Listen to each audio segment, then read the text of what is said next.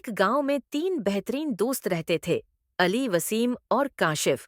ये तीनों बचपन से ही साथ थे और एक दूसरे का हर दुख दर्द बांटते थे। लेकिन उनकी दोस्ती का असल इम्तिहान तब आया जब एक दिन उन्हें एक कीमती सोने की ईंट मिली। सोने की ईंट का मिलना। एक दिन ये तीनों जंगल में लकड़ियां काटने गए। अचानक अली की नजर एक चमकती हुई चीज पर पड़ी। करीब जाकर देखा तो वो एक सोने की ईंट थी। तीनों हैरत और खुशी से उछल पड़े। वसीम ने कहा, हमें उस ईंट को बेचकर दौलत कमानी चाहिए।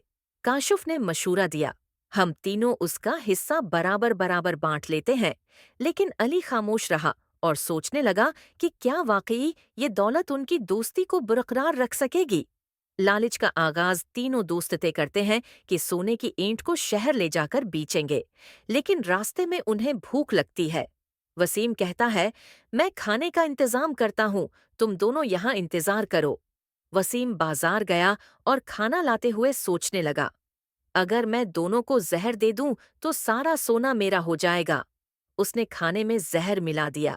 दूसरी तरफ अली और काशिफ भी लालच में मुब्तला हो गए। उन्होंने तय किया कि वसीम के वापस होने के बाद उन्हें सोना मिलेगा। आते ही उसे मारकर सारा सोना आपस में बांट लेंगे। लालच का अंजाम वसीम खाने के साथ वापस आया।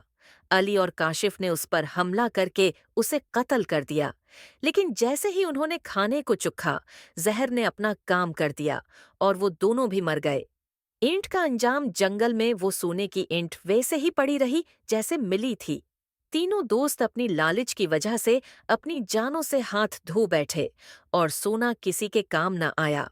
सबक: लालच इंसान को तबाही के सिवा कुछ नहीं देता। दोस्ती और वफादारी का असली इम्तिहान दौलत और लालच के वक्त होता है।